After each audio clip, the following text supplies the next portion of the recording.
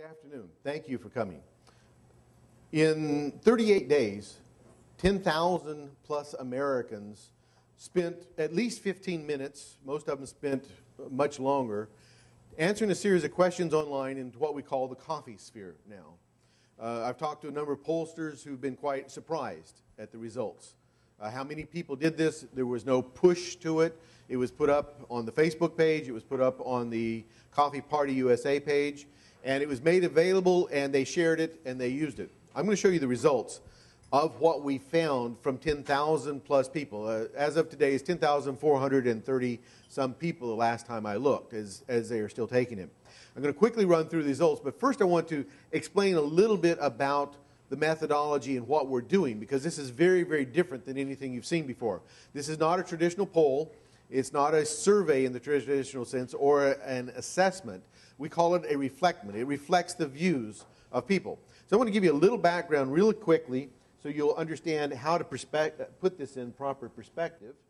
We called it the coffee sphere. It's reflecting America's views. It took about 15 minutes. It's what we call an issues barometer. It gives us some perspective on how people view things going on in America. The details are explained in my book, Being Spherical, and the tagline is the important part, reshaping our lives and our world for the 21st century.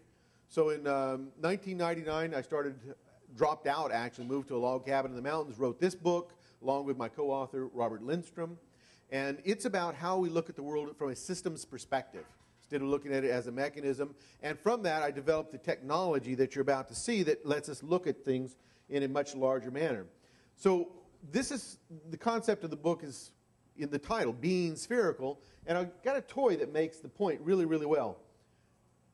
If we look at our lives as a sphere, and all of these are nodes, aspects in our life, they're all interconnected, we start to have a concept of whole. So in America, we're looking at some of what makes the whole, and it is all connected. When one part moves, everything moves. It's an interconnected, interdependent, self-organizing system, a complex adaptive system. So that's the science lesson, no more of that. But that's what we talk about. We now turn this into a simple graphic, a way to look at it. Now, when I say it's a reflectment, just like in a mirror reflects a person and their perspective, or a person, but the person has to give meaning to it. What we do is we give it a graphic visualization, as my toy you just saw, and then we turn it into an actual computer graphic. So we can show a sphere chart, is how we refer to it, that represents a person's view about a community, or in this case, it's about the entire country. But beyond looking at our individual views, it allows us to go the next step because we can compare our views to the communities. And we can look at what the entire community sees and see where we're in sync with them, where we see things differently, how we're looking at matters, and now we can start a civil, productive dialogue once we know where everyone is. It brings us together onto the same page. Now, there's four points of this. We don't spit out an answer and say 73% feel this or feel that. It's not about that. It's about four things. First, it puts complex issues in context. The issues that we face as a nation and the world face are complex. There's many, many different issues. They're interconnected. You change one, it changes everything else. This helps us visually put them into some sort of context. It helps individuals to increase their awareness of these issues and their connection to each other. So we now start to look at it. This is really vital because working memory in psychology, neuroscience, shows that we can deal with 4 to 7 things at a time in our mind. In that period of time, we can't deal with all the kind of issues we're facing. This is a little cheat sheet that helps us quickly look at all these issues with some context and put it all together. And then the sphere visualization is a dialogue map. It helps to start that dialogue and discussion in a civil manner when we see how each other feels about things so that we can start working in a rational way to discuss them. And finally, it aids diverse groups to come together on the same page to collaborate so we can actually take action, so we can do something. So at the end of the day, it's about being engaged. So that's the essence of the sphere, where it comes from, what it's about. So let's get right down to it.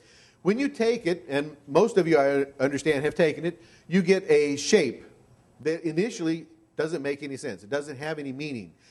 You have to spend a few minutes to study it and know what's going on. Now, each one of us have a unique shape. And I'm just showing you some of these random people that I picked out of the database. Every person has a unique shape. Just like when we stand in front of a mirror, we're unique in our reflection. Here, our views on America are unique. We need to now think, what does it mean to us? How do we share this with someone else? Now, in that, we had this Understand Your Sphere. We had this little 4-minute multimedia program explain to you how you could understand your own. So you could start making sense of it. You could start looking at these issues as they were connected and what they meant. The other piece is we allowed you to share your views with someone else anywhere in the world was online. So this then creates an overlay, as we refer to it. These are two different people. These are real people. And they're able to see instantly areas where they match, where there's gaps, and they're able to use this as a dialogue tool for what does this mean. Why do you think over here in the environment, why does the blue person think things are a little more serious than what the red one does?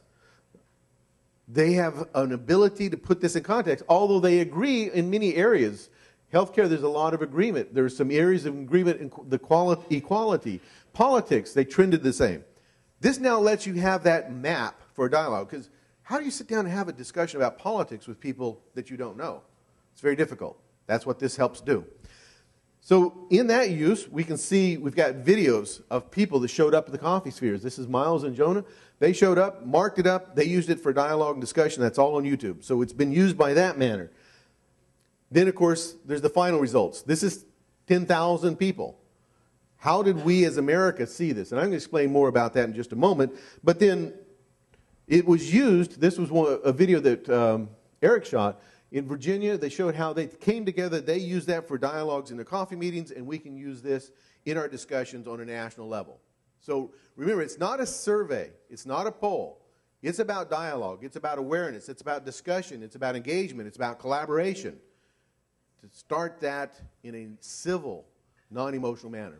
So that's a little bit of the background. Let's get right down to it. This is how it worked. Most of you have seen it, but just so that everyone's on the same page, there was a welcome page. You answered a few demographic questions. You clicked on a 1 to 9 to answer a question. So the question asks your current involvement in assisting America to address its challenges. Question number 3, my involvement is low, it's a 1. My involvement is high, it's a 9. No judgment to it. It's not saying it's good or bad. And then you get the results. And so it displays the questions starting at the 12 o'clock spot, going around clockwise.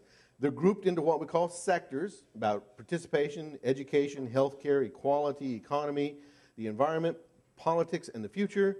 And then there's the node labels, so you know what the question is about. When you're live and you roll over the answers, the question actually comes up, so you can look at it live.